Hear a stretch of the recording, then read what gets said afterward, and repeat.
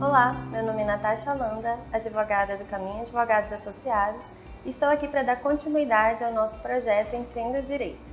Bom, agora que nós já falamos um pouco sobre o que é um contrato, a sua importância e sobre o contrato preliminar, vamos ver algumas espécies de contratos que estão muito presentes nas vidas das pessoas.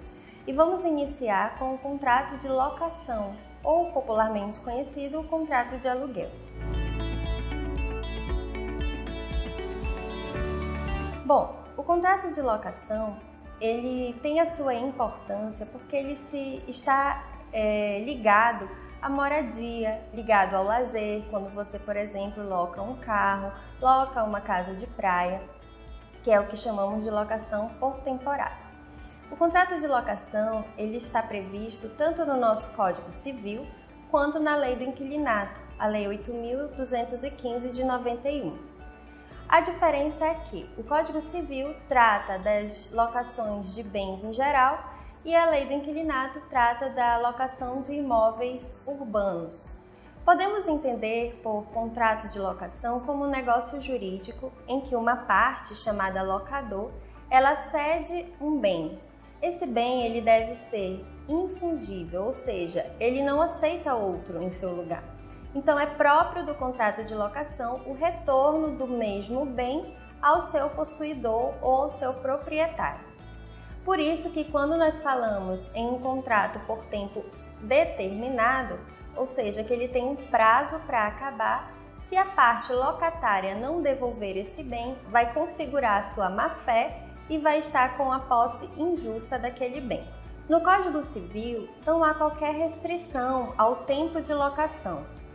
Contudo, quando nós vamos analisar a lei do inquilinato, nós verificamos que, para aqueles contratos em que sua vigência é superior a 10 anos, é necessário que haja a confirmação, a participação do cônjuge, se aquela parte for casada. Como nós vimos, o objeto do contrato de locação é um bem móvel ou um bem imóvel, contanto que, como nós falamos, ele seja infungível, porque é inerente a esse contrato o retorno desse bem, como nós havíamos falado. O contrato de locação, ele é um contrato essencialmente oneroso. O que quer dizer isso?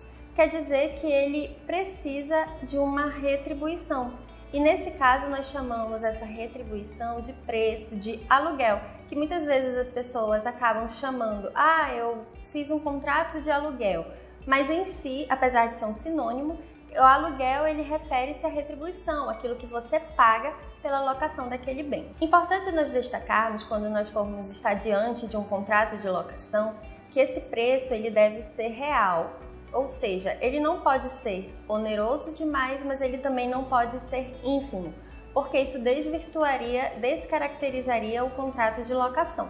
Um ponto muito interessante para as pessoas que moram em locais, em imóveis alugados, é saber que é possível você revisar judicialmente o preço do aluguel quando você está entendendo que ele é muito oneroso. Você ingressa com uma ação revisional desse preço, dessa retribuição estipulada, e o juiz, analisando o caso, pode vir a diminuir o valor que você paga por aquela locação. Isso é muito comum quando se trata de bens locados comerciais e também quando eles já estão vigendo há um bom tempo.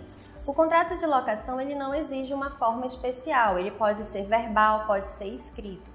Só que quando você faz um contrato de locação tão somente verbal, muitas vezes, se for necessário você ingressar com uma ação judicial para requerer aquele bem ou para qualquer tipo de ação que vá versar sobre aquele negócio jurídico, você pode ter dificuldade para vir a provar aquela relação.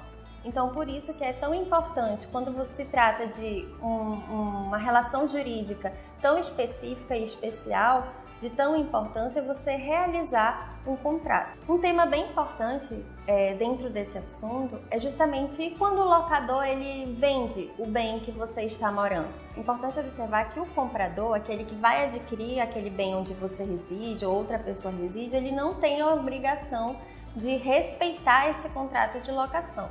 exceto se esse contrato tiver sido registrado. Mas, de qualquer forma, é obrigação do locador ele notificar o locatário, aquele que está na posse do bem, para desocupar o imóvel no prazo mínimo de 90 dias. E quais são as obrigações do locador?